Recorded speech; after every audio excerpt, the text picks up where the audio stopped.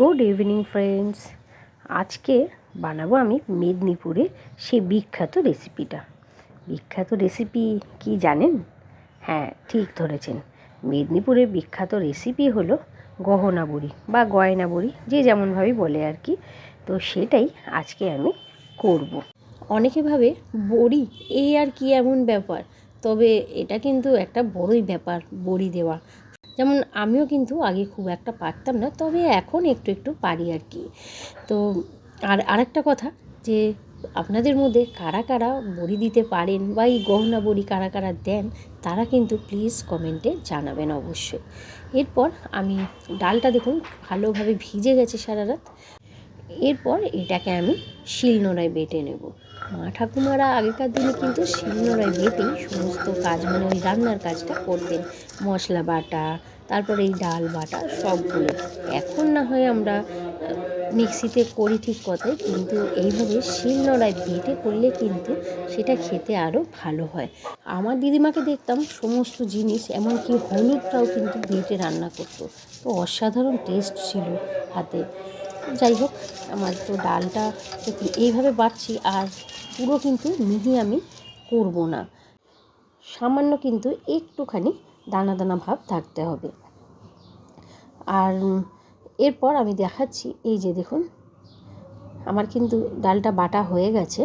এই যে তুলে দেখাচ্ছি, দেখুন সম্পূর্ণ মিহি হয়নি, সামান্য একটু দানা দানা আছে। এইভাবেই সমস্ত ডালটাই আমি বেটে নেব। এই যে ডালটা আমার বাটা হয়ে গেছে। এরপর এটাকে আমি ভালো করে ফেটিয়ে নিচ্ছি। তবে হ্যাঁ, এর মধ্যে কিন্তু আলাদা করে জল দেওয়ার প্রয়োজন নেই।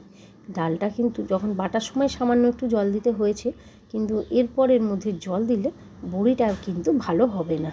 বড়ি দেওয়ার জন্য ডালটা যে ঠিকঠাক ফেটানো হয়েছে আপনি কিভাবে বুঝবেন, তাই না? এটা একটা প্রশ্ন। তো চলুন আজকে দেখিয়ে দিই যে কিভাবে বুঝবো যে ডালটা আমার ঠিকঠাক ফেটানো হয়ে গেছে। দেখুন, একটা বাটির মধ্যে জল নিয়ে নিয়েছি, আর ওই বাটিটার মধ্যে এই যে এক ফোঁটা ফেলে দিলাম, আর ওটা যে ভেসে উঠলো, তাহলেই বোঝা গেল যে আমার কিন্তু ঠিকঠাক ফেটানোটা হয়ে গেছে।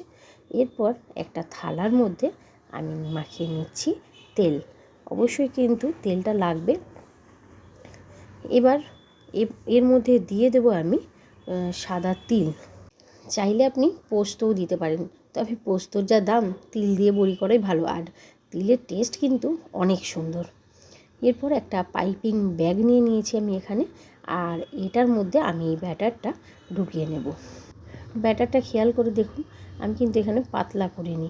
পাতলা হয়ে গেলে কিন্তু ওই যে বললাম যে বড়িটা কিন্তু ঠিকঠাক হবে না।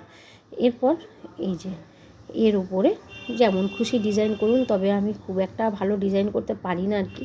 তা আমি নিজের মতনই একটু ডিজাইন করে নিয়েছি। আর চেষ্টা করবেন, এই যে আমার নজেলটা দেখুন ডিজাইন হচ্ছে, তবে প্লেন নজেল হলে মনে হয় বেশি ভালো হয় বড়িটা। আমার কাছে এটা ছিল, তাই আমি এটা দিয়েই করলাম। এরপর একটা হয়ে গেছে, আর একটাও আমি ডিজাইন করে নেব। এগুলো কিন্তু তরকারির সাথে নয়, চায়ের সাথে বা কফির সাথে খেতে কিন্তু বেশ লাগে, জানেন তো। এই যে ঠিক এইরকমভাবে ডিজাইনগুলো একটু মোটা মোটা দিতে হবে, কারণ যখন এই রোদে শুকিয়ে যাবে তখন কিন্তু এইগুলো একদম পাতলা হয়ে যাবে। ডিজাইনটা নিজের ইচ্ছে মতো করা যাবে। আমি অতটাও ভালো বললামই আগে যে ডিজাইন পারি না, তাই যেমন পারলাম ডিজাইন করলাম, জাস্ট দেখানোর জন্য আপনাদেরকে। এই যে এইভাবে সমস্তগুলো আমি করে নিচ্ছি। শুধু এটা একটা থালা নয়, অনেকগুলো থালাতে একটু একটু হয়েছে। আর এইখানে আমি ছোট ছোট বড়িও দিয়ে দিচ্ছি। এই বড়িগুলো কিন্তু আপনি তরকারির সাথেও দিতে পারেন বা এমনি ভাজাও খেতে পারেন, খেতে কিন্তু অসাধারণ লাগবে। আর তার সাথে যেহেতু এই যে তিলটা মিলে আছে, তো এইখানে দেখুন আমার কিন্তু সবগুলো দেওয়া হয়ে গেছে, যেমন পেরেছি ডিজাইন করেছি। এই যে সবগুলো দেওয়া হয়ে গেছে। এগুলো কড়া রোদে ফেলে রাখলে এগুলো এই যে শুকিয়ে গেছে আমার। তো আমি ভেজে দেখিয়ে দিচ্ছি একটু। আমি কিন্তু বড়ির ব্যাটারে নুন দিইনি, তাই যখন বড়িটা খাওয়া হবে মানে ওই চায়ের সাথে, তখন এর মধ্যে একটুখানি নুন আর একটু গোলমরিচের গুঁড়ো, একটু চাট মশলা মিশিয়ে খেলে কিন্তু খেতে অসাধারণ লাগবে। আর দেখুন আমি কিন্তু একেবারে কম আছে ভাজছি। আমার ভিডিওগুলি যদি ভালো লেগে থাকে অবশ্যই কিন্তু পেজটিকে ফলো করতে ভুলবেন না, আর লাইক শেয়ার কমেন্ট করতেও কিন্তু ভুলবেন না। তো চলুন, সকলে সুস্থ থাকবেন, ভালো থাকবেন, টাটা।